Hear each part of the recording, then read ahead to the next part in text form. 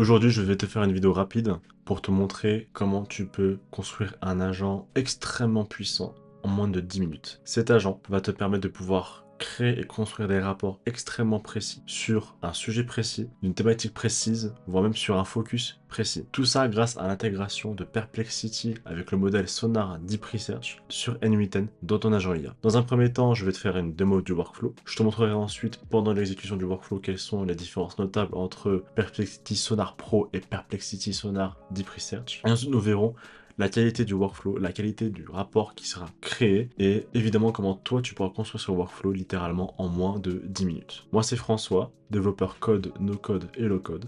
Et avec l'atelier de l'automatisation, j'aide les artisans et commerçants à automatiser leurs tâches répétitives. Si tu es intéressé, n'hésite pas à prendre rendez-vous avec le lien calendrier en description. Et sans plus tarder, nous allons attaquer ce workflow. On va commencer sans plus tarder. Petit démo du workflow, je vais l'exécuter.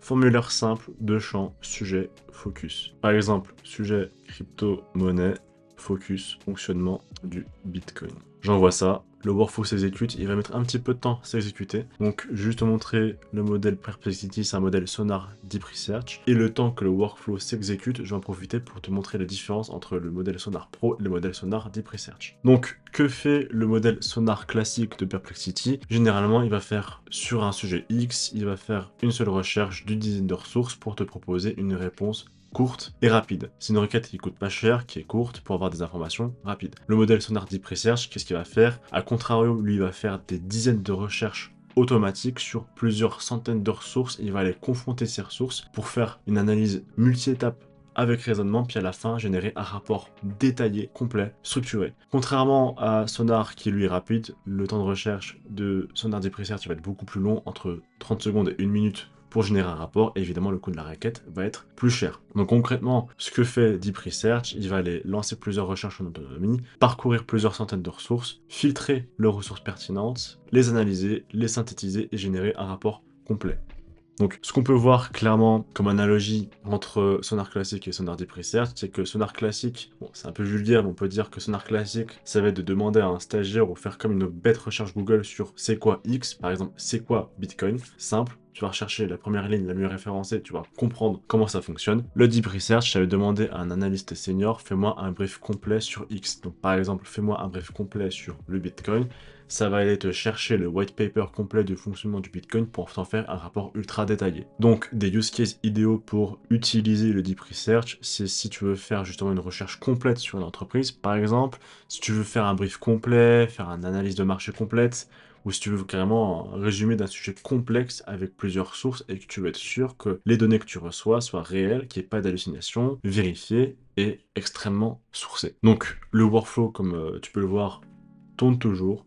Je te reprends juste après. Le workflow vient de se terminer, ça a pris un petit peu de temps. Comme à mon habitude, je me le suis envoyé par email. Plus de ça, bon bah, dans l'agent IA, je lui ai demandé de faire un joli travail, formater une jolie page HTML. Et là, j'ai vraiment un bel email bien formaté sur un rapport extrêmement structuré sur le fonctionnement et architecture technique du Bitcoin. Et regarde-moi à quel point c'est précis, à quel point c'est bien structuré, t'as l'infrastructure réseau, le fonctionnement, solution de scalabilité, données chiffrées, enfin c'est génial quoi, c'est génial et cet agent-là il est vraiment extrêmement puissant. Alors évidemment le cas d'utilisation elle est extrêmement simpliste, mais l'idée derrière N8N c'est vraiment justement ensuite de pouvoir confronter une table Airtable, un objectif précis, d'autres outils utilisés avec l'agent IA, etc. pour vraiment avoir des rapports très structurés et Perplexity c'est vraiment un LLM que j'utilise de plus en plus en ce moment, je le trouvais je le trouve maintenant très sous-coté actuellement et pour tout ce qui est recherche, j'adore franchement, c'est assez exceptionnel le rendu puis le travail qu'il peut proposer, comme tu peux le voir là. Donc voilà, donc ça fonctionne à merveille et bah, sans plus tarder, je vais te montrer vraiment en quelques minutes, en 5 minutes montre en main, comment tu peux faire ce workflow ultra rapidement.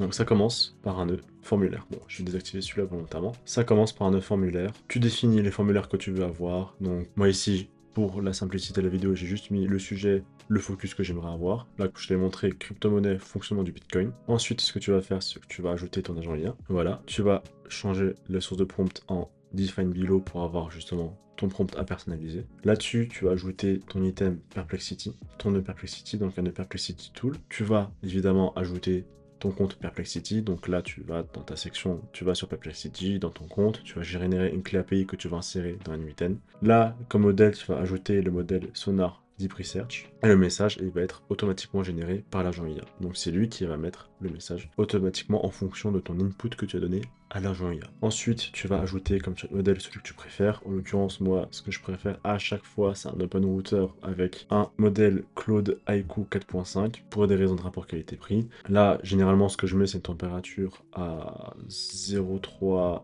et un top P à 0,7 voire 0,8. Ça veut dire grosso modo, tu hallucines pas et tu me donnes seulement des informations qui sont pertinentes et véritables, on va dire. Donc c'est un petit peu un espèce de modèle source de vérité, d'une certaine manière. Et voilà, là déjà, tu as déjà 80% de l'agent qui est fait. Et ensuite, tu mets l'input que tu veux. Donc, typiquement, moi, ce que je mets, c'est un send message. Mais tu peux aussi, pour écrire un modèle sur Google Docs, cherche une send message.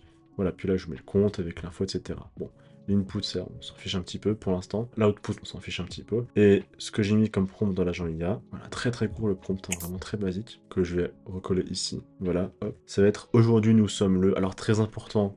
Très gros conseil quand tu travailles avec les agents IA, rappelle toujours à l'agent IA la date d'aujourd'hui. Sinon, le modèle que tu vas utiliser va prendre pour date sa dernière date d'entraînement, par exemple. Et ensuite, voilà, fais une recherche approfondie sur le sujet suivant. Sujet, JSON.sujet, donc ça va être la variable sujet du formulaire. Focus, JSON.focus avec la variable sur le focus du formulaire. Et ensuite, réponds en HTML structuré avec titre, section, liste, paragraphe, lien source. Section attendue, résumé, point clé, données chiffrées, source avec le lien cliquable. Et c'est tout ce dont tu as besoin pour avoir un agent très simple à mettre en place et diaboliquement puissant. Ou plutôt, devrais-je dire, divinement puissant. Voilà, donc comme je l'ai dit, un workflow très simple, très facile à mettre en place et divinement puissant. J'espère que cette vidéo t'a plu. N'hésite pas à t'abonner, à liker, à commenter. Si jamais, pour finir, tu souhaites travailler avec moi, n'hésite pas à cliquer pour prendre rendez-vous sur le lien Calendly en description. Et sur ce, je te dis à très vite.